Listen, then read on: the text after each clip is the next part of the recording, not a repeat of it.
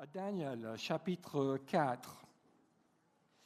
Alors, une petite précision, que si vous avez le second 21 ou la Bible sommaire devant vous, en fait, vous allez vous tourner vers le chapitre 3, à partir du verset 31. Parce que je vous livre un petit secret là. Les Bibles ne divisent pas les chapitres toutes de la même façon. Ah! Est-ce que le Saint-Esprit a eu un problème? Et en fait, la vraie histoire, c'est que la division de la Bible en chapitres a eu lieu en 1200 après Jésus-Christ. C'était l'archevêque de Canterbury qui a divisé la Bible en chapitres, tel que nous l'avons aujourd'hui. Et il y avait aussi la division en versets s'est fait beaucoup plus tardivement. C'était Robert Estienne, imprimeur parisien, et il connaissait la Bible, étudiant la Bible, et il était à dos de cheval entre Paris et Lyon fréquemment. Et lorsqu'il était à dos de cheval, il travaillait sur sa Bible, marquait il découpait les versets là. Donc c'est ça. Voilà, donc je vais lire à partir du verset 31 de Daniel 3 pour certains, à partir du verset 1 de chapitre 4 pour d'autres. Nebuchadnezzar, roi aux gens de tous les peuples, nations et langues, qui habitent sur la terre, toute la terre, que votre paix soit grande. Il m'a semblé bon d'indiquer les signes et les prodiges que Dieu très haut a produits pour moi.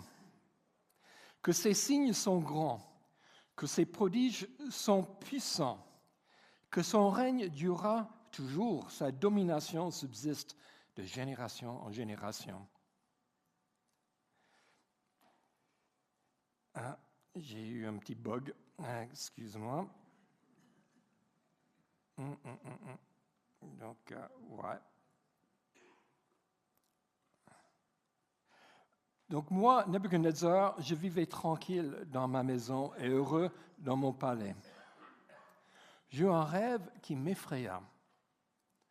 Les pensées dont j'étais poursuivi sur mon lit, les visions de mon esprit me remplissaient d'épouvante.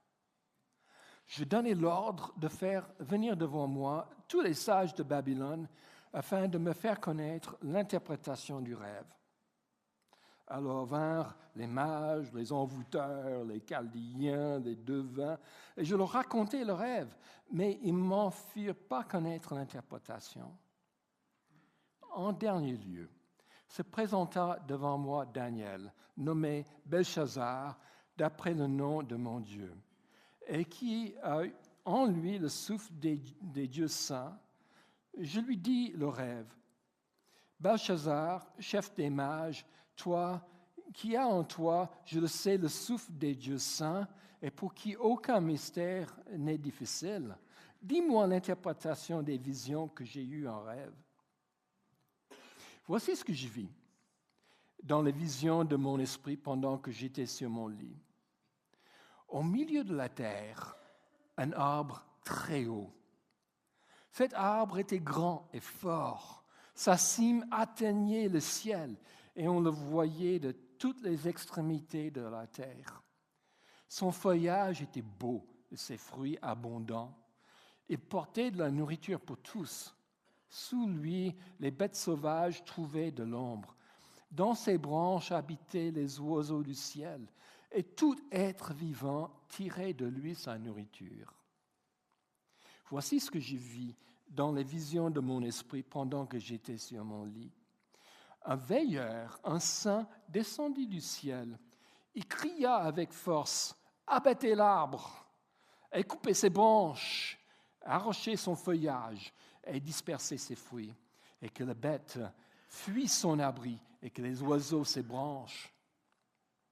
Mais laissez en terre la souche avec ses racines, dans des chaînes de fer et de bronze au milieu de l'herbe des champs, qu'il soit trempé de la rosée du ciel et qu'il ait comme les bêtes l'herbe de la terre pour partage.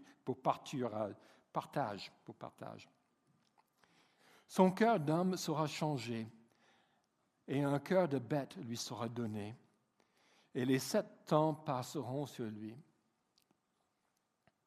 Cette sentence est un décret des veilleurs. Cette résolution est un ordre des saints, afin que les vivants sachent que le Très-Haut est maître de la royauté des hommes, et qu'il la donne à qui il veut, et qu'il peut élever le dernier des hommes. Voilà le rêve que j'ai eu, moi, le roi Nebuchadnezzar. Toi, Belshazzar, dis-moi l'interprétation, puisque tous les sages de mon royaume ne peuvent me faire connaître cette interprétation. Toi, tu le peux, car tu as en toi le souffle des dieux saints. Alors Daniel, nommé Belshazzar, fut un moment stupéfait. Ses pensées l'épouvantaient. Le roi reprit, « Belshazzar, que le rêve et l'interprétation ne t'épouvantent pas. » Belshazzar répondit, « Mon Seigneur, que le rêve soit pour tes ennemis et son interprétation pour tes adversaires. L'arbre que tu as vu, qui est devenu grand et fort, dont la cime atteignait le ciel et qu'on voyait de toute la terre, cet arbre dont le feuillage était beau et les fruits abondants, qui portait de la nourriture pour tous, sous lequel s'abritaient les bêtes sauvages et dans les branches duquel les oiseaux du ciel demeuraient, c'est toi, ô roi, qui es devenu grand et puissant, dont la grandeur s'est accrue au point d'atteindre le ciel et dont le pouvoir s'étend jusqu'aux extrémités de la terre. Le roi a vu un veilleur, un saint, descendre du ciel et dire « Abattez l'arbre et détruisez-le, mais laissez en terre la souche avec ses racines, dont les chaînes de fer et de bronze au milieu de l'herbe des champs. » Qu'il soit trempé de la rosée du ciel et qu'il ait avec les bêtes sauvages l'herbe pour partage jusqu'à ce que 7 ans ait passé sur lui. Voici l'interprétation au roi, voici le décret du Très-Haut qui t'atteindra au roi. On te chassera d'entre les humains. Tu auras la demeure avec les bêtes sauvages. Et on te donnera, comme au bœuf, de l'herbe mangée. Tu seras trempé de la rosée du ciel, et 7 ans passeront sur toi, jusqu'à ce que tu saches que le Très-Haut est maître de la royauté des hommes, et qu'il la donne à qui il veut. L'ordre de laisser la souche de l'arbre avec ses racines signifie que ta royauté subsistera pour toi quand tu sauras que c'est le ciel qui est le maître. Aussi, ô roi, puisse mon conseil te plaire, mets un terme à tes péchés par la justice et à tes fautes par la compassion envers les pauvres, et la tranquillité se prolongera.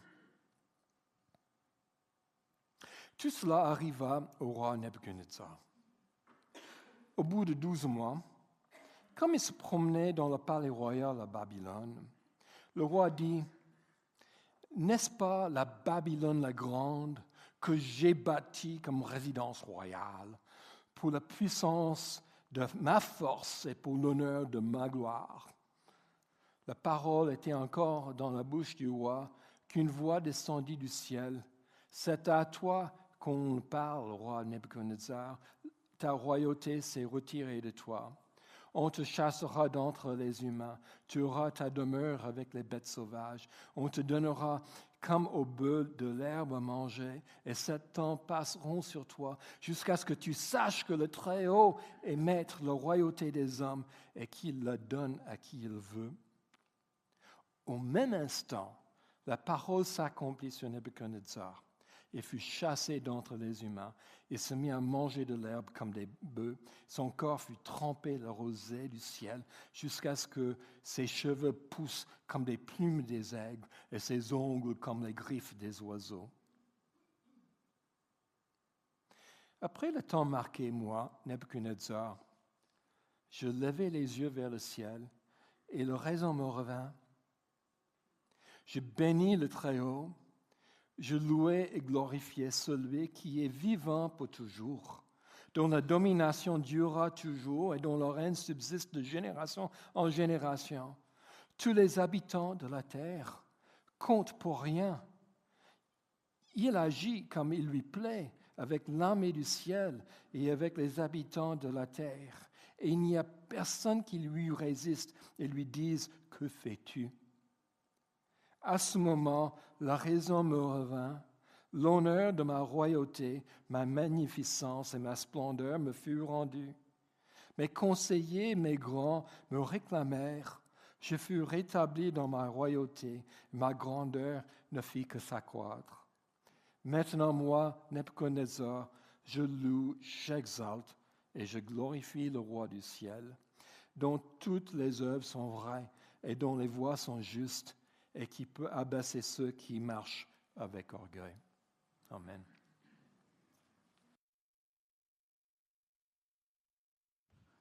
Merci, Peter. Alors, bonjour à vous tous. Bonjour, bonjour. J'espère que vous allez bien en ce dimanche matin. Je m'introduis, je m'appelle Andreas. Ça fait quelques fois déjà que je prêche un dimanche matin. Et au cas où que vous ne me connaissez pas, moi, je suis un stagiaire pastoral ici. Et ça fait déjà quelques mois que je suis parmi vous.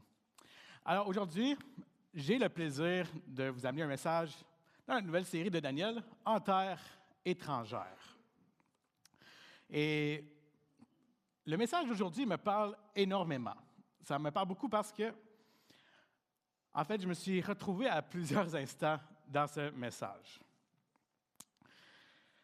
Alors, on va pouvoir regarder ensemble le chapitre 4 de Daniel. Si je fais un petit retour de ce qu'on a vu jusqu'à maintenant dans Daniel, le chapitre 1 commence en expliquant la chute de Jérusalem et la déportation des Juifs vers Babylone, sous le règne de Nebuchadnezzar. Et parmi les exilés se trouvent 4 jeunes Juifs. Alors, évidemment, il y a Daniel, mais il y a aussi ses 3 amis. Et ils sont amenés au palais du roi Nebuchadnezzar. Et c'est ce qu'on voit alors, que dans cette terre étrangère, eux, ils demeurent fidèles au Dieu d'Israël. Mais tout aussi important, en fait, ils témoignent du seul vrai Dieu face au roi de Babylone, Nebuchadnezzar. Alors, je tiens à faire une remarque qui est assez importante. On est maintenant rendu au chapitre 4 de Daniel. Et si vous avez bien remarqué, dans le dernier chapitre, au chapitre 3, où il y a la fournaise de feu, Daniel n'est pas présent dans ce chapitre-là. Et dans ce chapitre actuel, le chapitre 4, et dans le chapitre 2, les amis de Daniel ne sont pas présents. Alors en fait, ce qui se passe, c'est que dans ces 4 premiers chapitres, il y a une seule personne qui revient à chaque fois. Et ça, c'est le roi Nebuchadnezzar.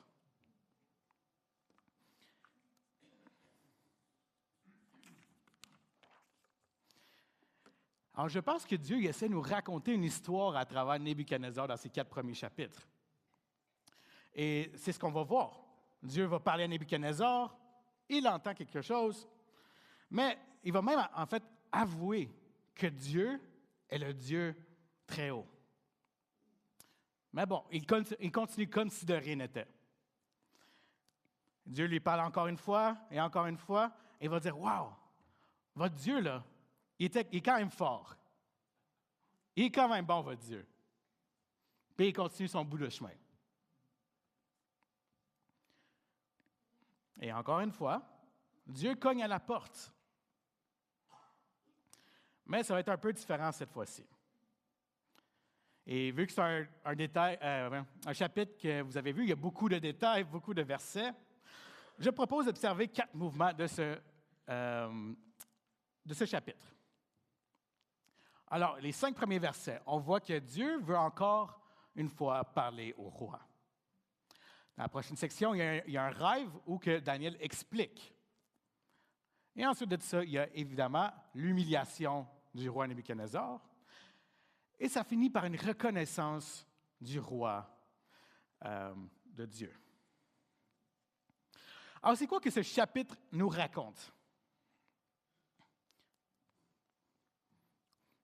Quand on refuse d'écouter Dieu encore et encore, est-ce que Dieu nous abandonne?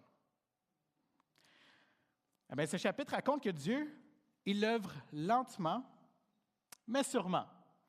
Et c'est pour ça que c'est le titre de mon message. Alors Dieu, il poursuit les cœurs avec patience, mais c'est seule l'humilité qui se soumet à lui, au Dieu très haut, qui va vraiment mener à une vraie transformation. Alors, ce message me rappelle beaucoup de ma propre histoire, mon cheminement avec Dieu. Alors, je vais revenir plus tard sur ces détails-là. On va pouvoir prier. Seigneur, bénis notre temps ce matin, que nos cœurs soient ouverts à recevoir ta parole. Que ta parole ne rentre pas dans une oreille et sorte de l'autre. Qu'on reçoive ta parole et qu'on se dirige vers la repentance, Seigneur, tout en reconnaissant que tu es le Dieu des dieux. Seigneur, aide-nous à garder un cœur qui est humble. Amen.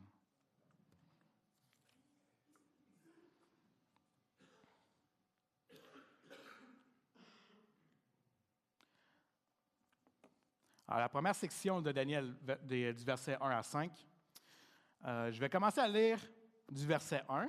En passant, moi, je suis dans la version second 21, comme Peter a expliqué tantôt. Dépendamment de la version, ça se peut que les chiffres ils changent. Alors, ça se peut que vous, c'est le chapitre 4. Si c'est le cas pour verset 4. Si c'est le cas pour vous, faites juste ajouter 3 versets à la référence que je vous donne. Alors, verset 1. Moi, Nebuchadnezzar, je vivais tranquille chez moi, heureux dans mon palais. J'ai eu un rêve qui m'a effrayé. Les pensées qui me poursuivaient sur mon lit et les visions de mon esprit me terrifiaient. J'ai ordonné qu'on fasse venir devant moi tous les sages de Babylone, afin qu'ils me fassent connaître l'explication du rêve. Alors les magiciens, les astrologues, les prêtres chaldéens et les divins sont venus. Je leur ai raconté le rêve, mais ils ont été incapables de m'en faire connaître l'explication. Le dernier à se présenter devant moi a été Daniel, appelé Belchazzar, d'après le nom de mon Dieu, et qui en lui, l'esprit des dieux saints, je lui ai raconté le rêve. On va s'arrêter là jusqu'au moment. En passant, comme on vient de lire, si vous entendez Belchazzar, c'est un autre nom pour le prophète Daniel. Alors, dans le texte qu'on vient de lire, est-ce que vous avez l'impression d'avoir un déjà-vu? Parce qu'effectivement, ce n'est pas la première fois qu'on nous raconte que Nebuchadnezzar a un rêve qu'il aimerait que des experts puissent interpréter. Ça ressemble quasiment verset par verset au début du chapitre 2 de Daniel. Et c'est ça mon premier point de ce matin, c'est Dieu nous poursuit. Et dans le chapitre 2, on était avec Corentin, on a vu que le rêve de Nebuchadnezzar, c'était une statue qui était faite de différents matériaux. Et la tête était en or, et ça représentait le roi Nebuchadnezzar. Mais si on s'en rappelle bien, le rêve signifiait que malgré que oui, Nebuchadnezzar, il y a un beau royaume très puissant, eh bien, il allait finir par être détruit et même oublié. Et Dieu, lui, il aura le règne éternel. Et à la fin de ce chapitre-là, il avait l'air d'avoir très bien compris Nebuchadnezzar. Mais on dirait qu'il a fort oublié depuis. Parce que maintenant, il vit bien heureux dans son palais, qui dit, dans le déni que son royaume va venir à terme, éventuellement. Il ne se pose pas trop la question, qu'est-ce que Dieu a à dire sur ma vie? Mais clairement, Dieu lui tend des perches et il le poursuit depuis longtemps. En ce qui concerne Nebuchadnezzar, comme lecteur, on pourrait facilement le juger. Mais si on y pense réellement, nous avons tous le potentiel de se retrouver dans cette même situation, avec la même tendance que lui, que l'on soit chrétien ou non. Parce que comme avec Nebuchadnezzar, il y a un Dieu qui veut nous parler. on pourrait nous aussi se trouver confortablement loin de Dieu, sans trop réfléchir à qu'est-ce que Dieu a à dire sur ma vie. Et souvent, quand on est tiède avec Dieu, ce n'est pas parce que Dieu nous a abandonnés, mais plutôt parce que nous, on ne voit plus Dieu tendre des perches. C'est comme si on était aveuglés.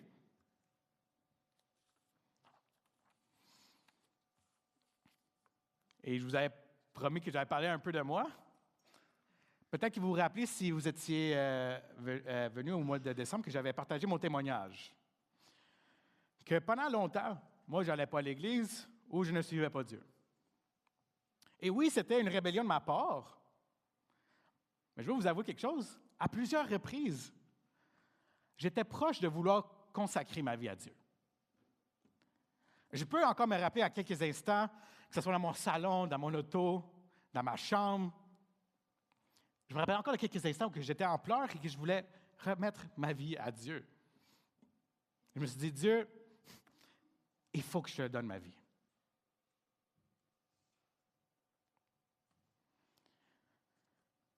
Mais pourtant, je retournais exactement là où j'étais avant. Similairement à Nebuchadnezzar, où une seconde, il va avouer que Dieu, le Dieu très haut, est souverain sur tout, et l'autre seconde, il va condamner des croyants pour être fidèles à Dieu. Similairement que moi, une seconde, j'allais crier à l'aide à Dieu, et à l'autre seconde, dans mon pire, j'allais me déclarer comme un athée.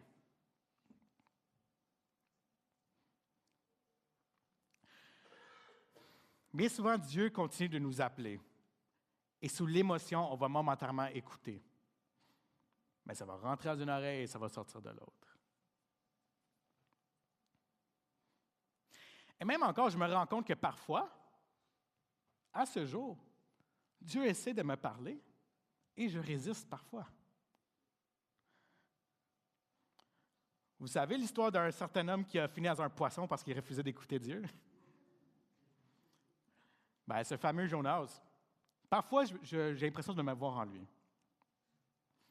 Je suis chrétien.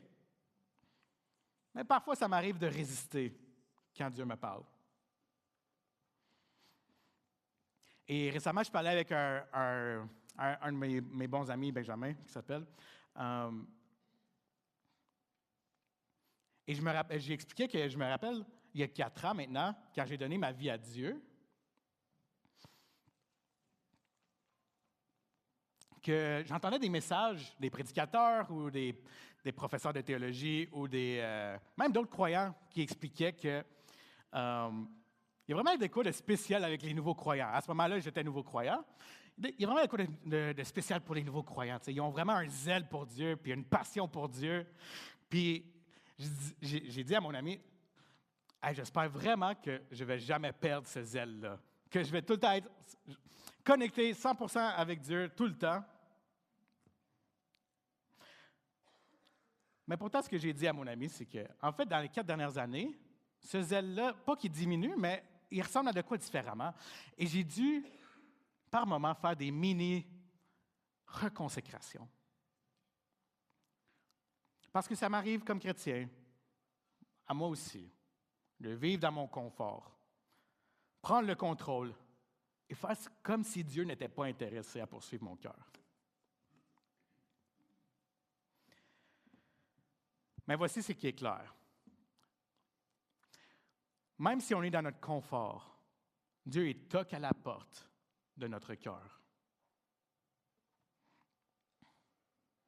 Et même si vous vivez votre vie comme si Dieu n'était pas dans ce monde, j'en suis sûr que pour plusieurs, Dieu vous parle et peut-être que vous ignorez. Mais on voit avec Nebuchadnezzar que même si on essaie d'ignorer Dieu, il va revenir. Et peut-être qu'une de ces fois-là, il va devoir me sortir de mon confort pour que je puisse le voir. Et même pour les chrétiens, il se peut que ça fait longtemps que Dieu essaie de vous parler ou vous communiquer. Et cet exemple-là que j'ai donné il y a 4 ans d'une conversation que j'entendais souvent les gens dire que les nouveaux croyants ont toutes ces ailes-là. Et des fois, on l'oublie, ça. Bien, ça me fait poser une question. Est-ce que ça nous arrive d'oublier notre premier amour, parfois? Et le roi Nebuchadnezzar, il avait Daniel pour lui rappeler que Dieu cogne à la porte de son cœur. Qui est le Daniel pour vous dans vos vies? Qui est cette personne à vous ramener à l'écoute de Dieu? C'est une des raisons pourquoi on se rassemble en Église ensemble. Parce que tout seul, c'est très facile de rester dans notre confort. Et c'est pourquoi qu'on lit la parole de Dieu, pour être attentif, écouter la voix de celui qui poursuit nos cœurs. Alors Dieu a toqué au cœur du roi plusieurs fois et il n'écoute pas. Il va alors se révéler à lui dans son rêve. Et on va pouvoir passer au verset 6. Belchazzar, chef des magiciens qui est en toi, je le sais, l'Esprit des dieux saints est pour qui aucun regret secret n'est trop difficile. Donne-moi l'explication des visions que j'ai eues en rêve. Voici quelles étaient les visions de mon esprit pendant que j'étais sur mon lit. Je regardais et j'ai vu qu'il y avait au milieu de la terre un très grand arbre. Cet arbre était devenu grand et fort. Sa cime touchait le ciel et on le voyait des extrémités de la terre. Son feuillage était beau et ses fruits abondants. Il portait de la nourriture pour tous. Les bêtes sauvages s'abritaient sous son ombre. Les oiseaux faisaient leur nid dans ses branches et toutes les créatures tiraient leur nourriture de lui. Dans les visions qui se présentaient à mon esprit pendant que j'étais sur mon lit, voici ce que j'ai vu. Un veilleur, un saint, est descendu du ciel. Il a crié avec force en disant, « Abattez l'arbre et coupez ses branches. Secouez son feuillage et dispersez ses fruits. Que les bêtes s'enfuient loin de son abri et les oiseaux loin de ses branches. Mais laissez en terre le tronc avec ses racines.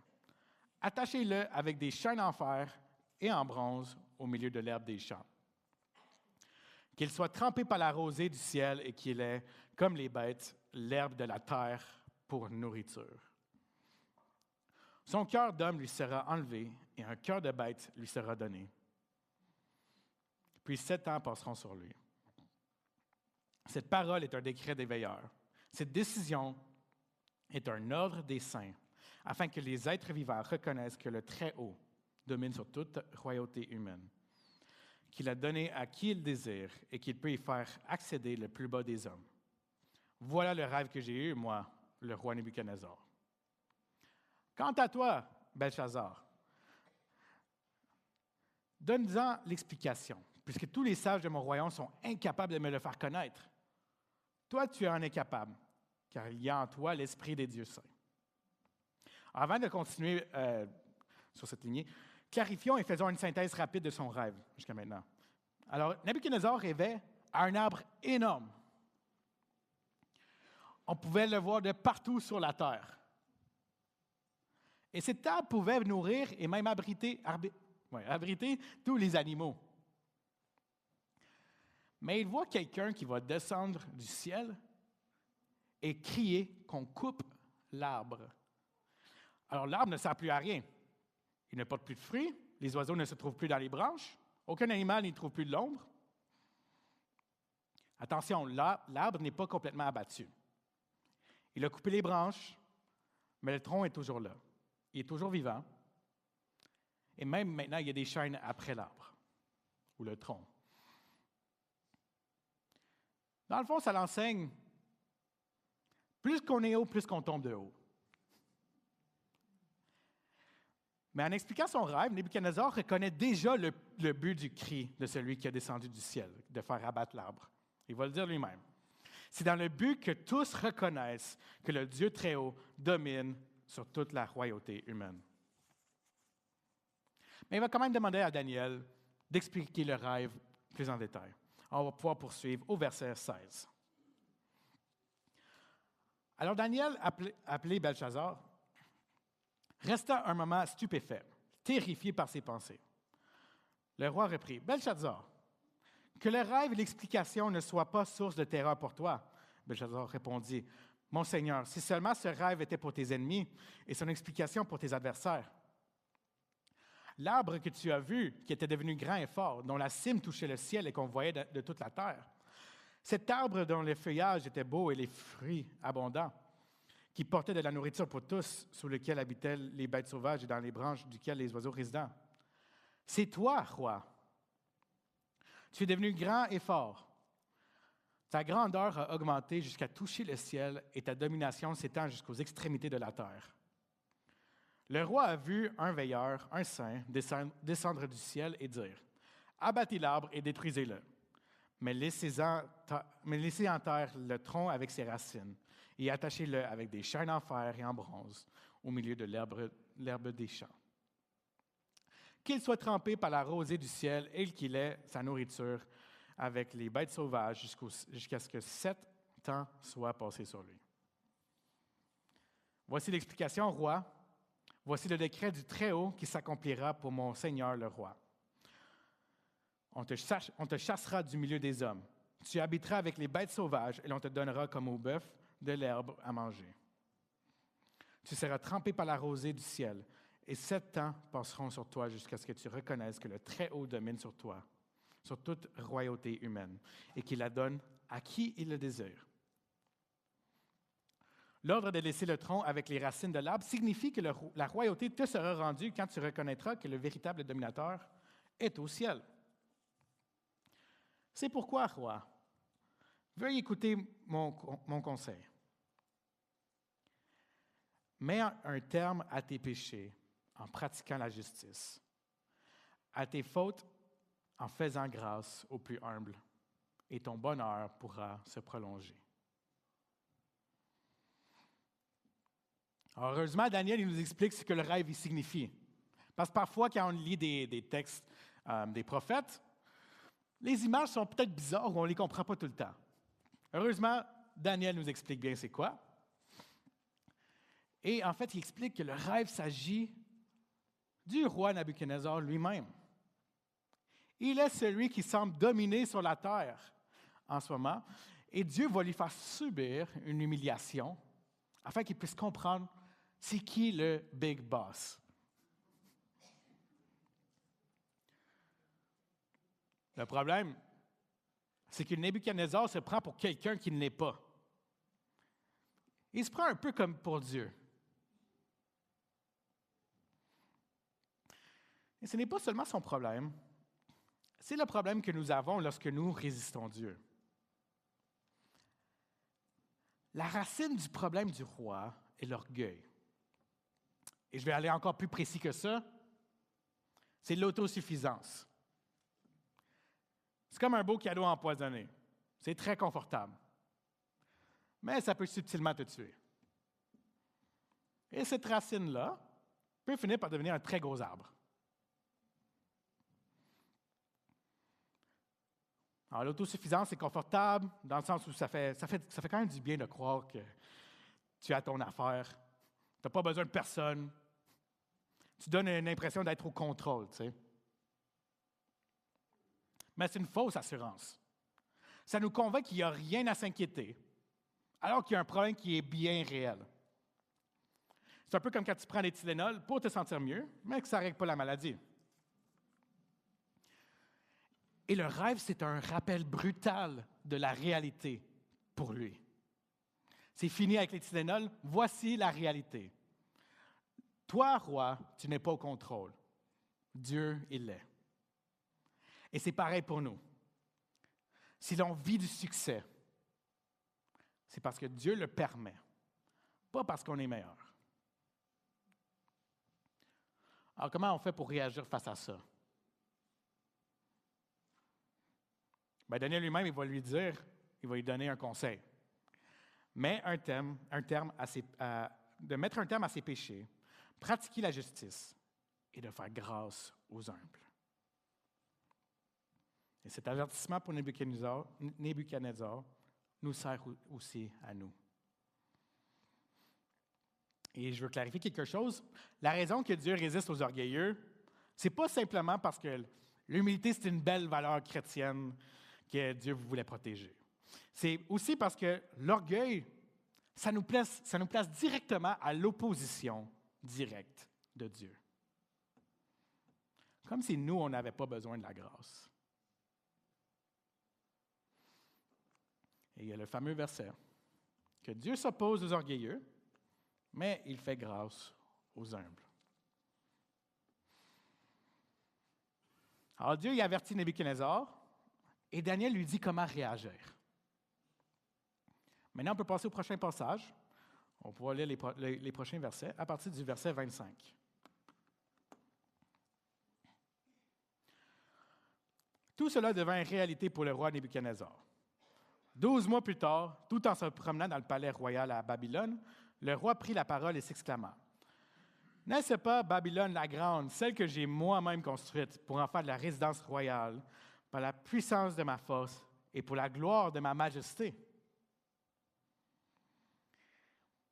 Il parlait encore quand une voix venait du ciel et se fit entendre. « Apprends, roi Nebuchadnezzar, que la royauté t'est retirée. On te chassera du milieu des hommes. Tu habiteras avec les bêtes sauvages. On te donnera comme au bœuf de l'herbe à manger. Et 7 ans passeront sur toi jusqu'à ce que tu reconnaisses que le Très-Haut domine sur toute royauté humaine et qu'il la donne à qui il le désire. » Au moment même, la parole fut accomplie par Nebuchadnezzar. Il fut chassé du milieu des hommes. Il mangea de l'herbe comme les bœufs. Son corps fut trempé par la rosée du ciel jusqu'à ce que ses cheveux poussent comme les plumes des aigles et ses ongles comme les griffes des oiseaux. Alors, comme j'avais mentionné au début du message, ça fait plusieurs fois que que Dieu essaie de communiquer à Nebuchadnezzar quelque chose, qu'il essaie de le rejoindre. Tout d'abord, il y a un premier rêve. Tu as le miracle à la fournaise, où il va voir un ange qui va protéger les amis de Daniel. Et il y a un deuxième rêve maintenant avec un message très explicite. Répands-toi et change de direction. Mais il n'a toujours pas compris le message. Dans le texte qu'on vient de voir, encore une fois, il vit bien heureux sur son palais. Pendant 12 mois, il vit comme si de rien n'était, comme s'il ne vient pas juste de recevoir des avertissements. Et même, il vient d'avoir une prophétie sur lui qui va être humilié. Et il vit comme si de rien n'était. Il contemple la gloire de son royaume. Alors ça va un peu avec le point précédent que je venais de parler. L'orgueil lui cache la réalité des choses. Et il est très fier de lui-même.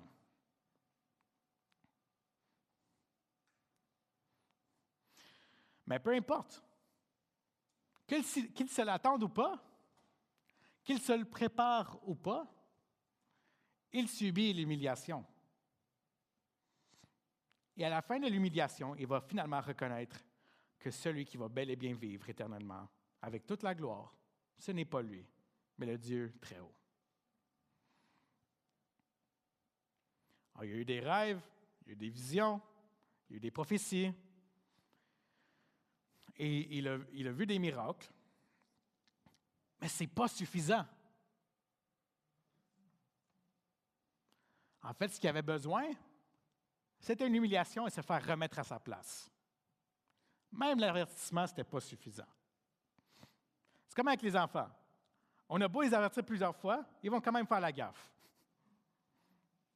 Et parfois, la seule façon qu'ils vont apprendre, c'est en subissant la gaffe. Ça me rappelle de cet été, pour ceux qui ne savaient pas, cet été, l'été passé, j'étais au camp Livingstone et je m'occupais pas mal du staff, les gars qui travaillaient là. Et pendant un des camps, il y avait un moniteur qui vient me voir et me dit « Hey, il y a un jeune dans ma cabine à qui j'ai de la misère parce qu'il ne veut pas aider la table à ramasser la table. Il veut pas aider la cabine à ramasser la table après avoir dîné. » Je ne savais pas quoi faire. Alors là, j'arrive, je m'en vais aider le moniteur, je m'en vais voir le jeune, puis je dis « Hey, ça serait le fun qu'il t'aide avec le ménage. » tu sais.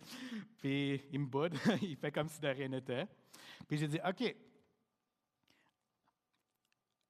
il faudrait que tu aides avec ta table à ramasser. Et si tu ne le fais pas, je te donne jusqu'à la fin du dîner pour le faire, pour aider ta table. Et si tu ne le fais pas, je vais te faire rester ici et tu vas ramasser tu vas aider l'équipe de ménage à ramasser la cafétéria en général. 10-15 minutes passent peut-être. Il se lève, il fait comme si de rien n'était. Et je m'en vais le voir, puis je dis « Hey, tu vas rester à la cafétéria.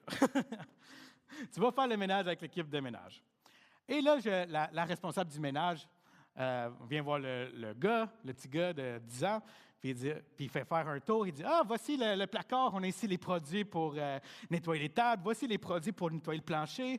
Ah, tiens, un filet pour tes cheveux. » Et tout ça. Alors là, il se sent vraiment, je ne pense pas qu'il se sentait bien content. On a été assez gentils avec lui. On l'a gardé pendant 6 à 7 minutes. Puis après, je l'ai relâché. Mais je vous garantis qu'après ça, il a aidé à tous les jours à ramasser sa table. Alors pour lui, l'avertissement, ce n'était pas suffisant.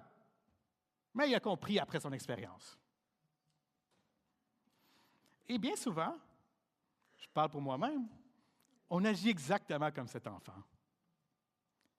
Et c'est pourquoi, par moments, quand on n'écoute pas Dieu, il va nous laisser apprendre la leçon par nous-mêmes. Attention, ça ne veut pas dire que tous les défis de la vie sont des punitions ou des conséquences de nos propres maladresses. Mais ça peut arriver que Dieu veuille nous enseigner quelque chose qu'on refusait de comprendre à travers ses expériences.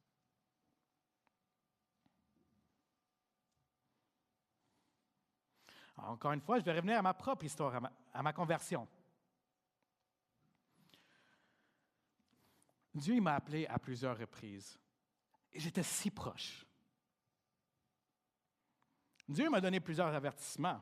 J'avais beaucoup d'amis chrétiens encore à cette époque-là, mais je ne comprenais pas. J'avais plusieurs amis chrétiens qui m'avertissaient.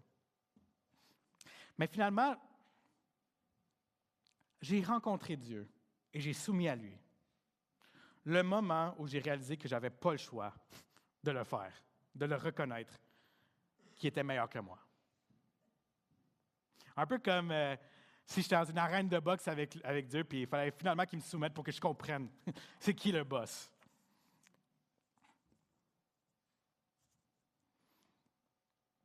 Et pendant longtemps, en fait, je me croyais un peu comme le king du monde. Non, je n'étais pas le leader d'un empire. Je ne suis pas une célébrité milliardaire. Mais tu sais, ça ne prend pas tout le temps ça pour être orgueilleux.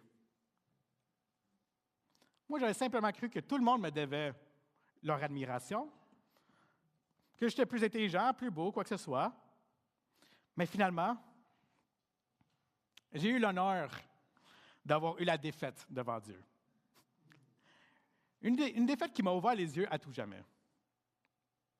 Une défaite d'ailleurs que je vous souhaite, car le moment que j'ai reçu cette défaite qui faisait mal, bien, ironiquement, je ne me suis jamais aussi bien senti.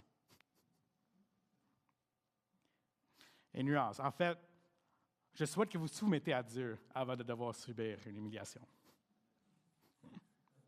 Apprenez de mon erreur, apprenez de Nabuchodonosor.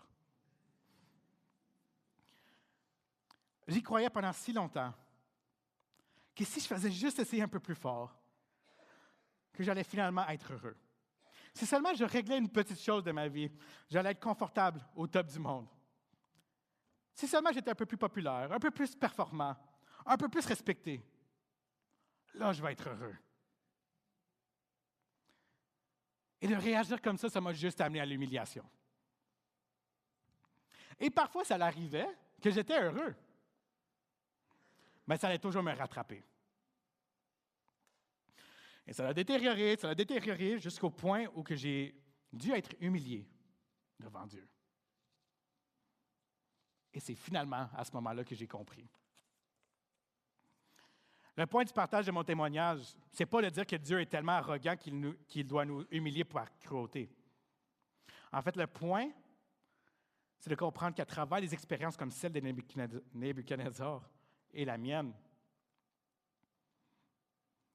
eh bien, Dieu, il prend soin de nous en détrônant les idoles de notre cœur. Et je vous le souhaite que Dieu puisse détrôner les idoles de votre cœur. Alors, mon encouragement pour vous, c'est premièrement, écouter les avertissements de Dieu. Mais même quand on ne le fait pas, il fait preuve d'amour quand il nous corrige, quand on a tort. Et heureusement, l'histoire ne s'arrête pas à l'humiliation.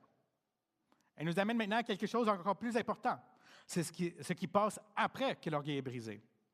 Et comment Dieu restaure celui qui se soumet à lui. Alors finalement, lisons dans la section à partir du verset 31. Au moment indiqué, moi, Nebuchadnezzar, j'ai levé les yeux vers le ciel, et la raison m'est revenue. J'ai béni le Très-Haut, j'ai célébré la louange et la gloire de celui qui vit éternellement, dont la domination est éternelle et dont la royauté subsiste de génération en génération. Les habitants de la terre, tous autant qu'ils sont, n'ont pas plus de poids que le vide. Il agit comme il le désire avec les corps célestes et avec les habitants de la terre. Il n'y a personne qui puisse lui résister et qui lui dit « Que fais-tu » À ce moment-là, la raison m'est revenue. La gloire de mon royaume, ma majesté et ma splendeur m'ont été rendues. Mes conseillers et mes hauts fonctionnaires m'ont réclamé.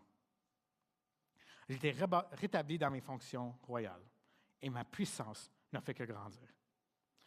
Maintenant, moi, Nebuchadnezzar, je célèbre la louange, la grandeur et la gloire du roi du ciel. Tous ses actes sont vrais, ses voies sont justes, et il peut abaisser ceux qui marchent dans l'orgueil. En passant, quelque chose que j'ai trouvé incroyable de ce passage-là, c'est quand il explique qu'il a retrouvé la raison. Je dois vous avouer que c'est un peu comme ça que je me sentais aussi. C'est comme si tu as des écailles qui tombent de tes yeux quand tu vois finalement Dieu. Alors, le chapitre finit avec une déclaration du roi Nebuchadnezzar que le Dieu Très-Haut est le Big Boss. Et il déclare ici qu'il a retrouvé sa royauté aussi. Alors, ça implique qu'il a été humilié. Il comprend un peu plus l'humilité. Mais ce que j'aimerais ressortir de ce point, c'est que Dieu, il restaure celui qu'il corrige. Le but, ce n'est pas l'humiliation, le but, c'est la restauration. Celui qui était arrogant retrouve sa royauté, comme qu'il l'était avant. Mais cette fois-ci, il va retrouver une nouvelle vision avec ça. Qu'il est soumis à un roi plus grand que lui.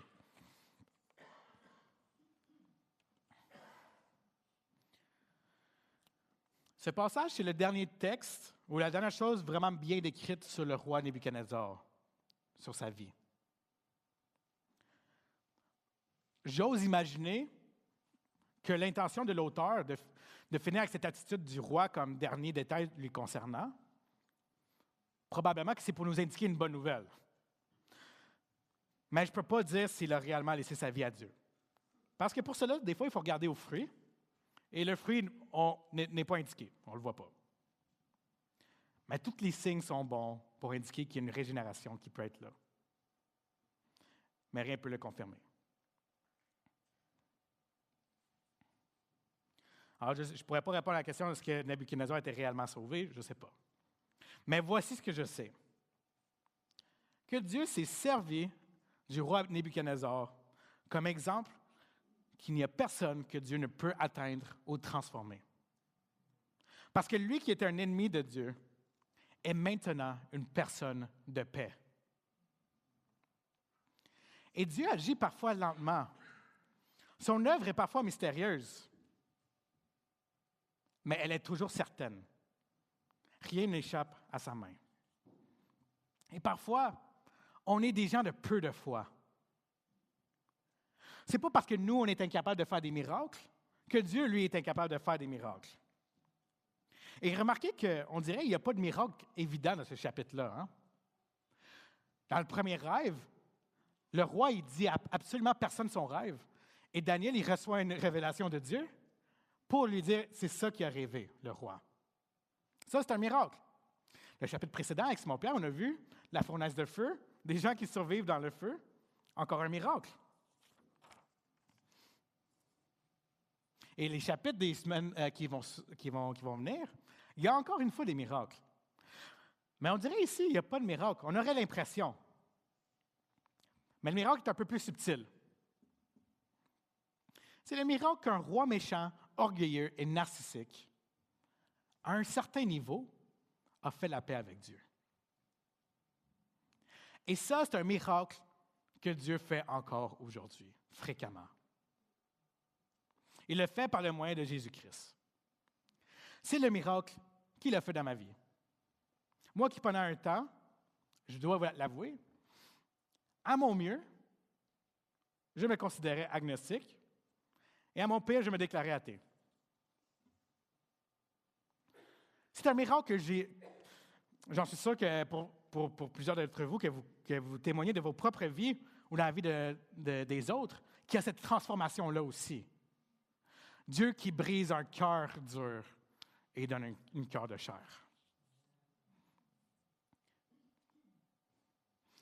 Et on dirait que parfois, on peut croire que certaines personnes sont trop loin de Dieu pour être sauvées. Trop loin de Dieu pour qu'il change. Mais le Dieu qu'on loue ici à EBS est le Dieu qui ressuscite les cœurs brisés. Il est le Dieu qui transforme les ennemis en outils dans ses mains. Souvenons-nous de cette vérité. Alors maintenant que j'arrive à la fin, je vais encore préciser que je ne sais pas si Nabuchodonosor est réellement sauvé. Le texte ne nous le dit pas. Mais pour nous, reconnaître Dieu comme lui le faisait, ce n'est pas suffisant. Ce n'est pas juste un aveu ou un respect extérieur qui nous sauve. La vraie réponse, c'est Jésus-Christ.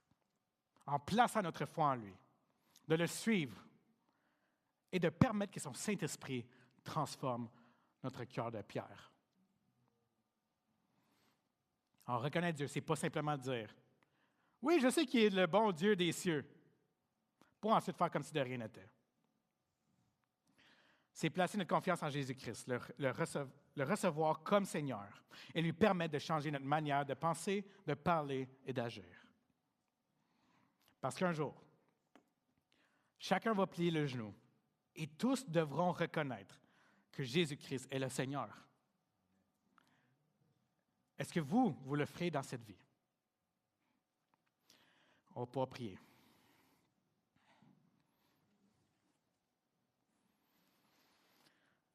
Seigneur, je prie pour chacun des cœurs qui est ici ce matin. Seigneur, que tu brises nos cœurs de pierre. Que tous ceux qui savent qu'ils ont des problèmes avec leur cœur puissent te le remettre en entièreté. Seigneur. Seigneur, fais une œuvre à travers les gens ici. Qu'on puisse voir ce miracle-là. Qu'on puisse voir ce miracle-là, que tu ressuscites des cœurs brisés, des cœurs qui sont morts, des esprits qui sont morts. Parce que toi seul, Seigneur, tu peux faire ce miracle-là. Que toute la gloire t'appartienne. Amen. Merci, Peter. Merci, Andrés. Alors, bon dimanche à vous.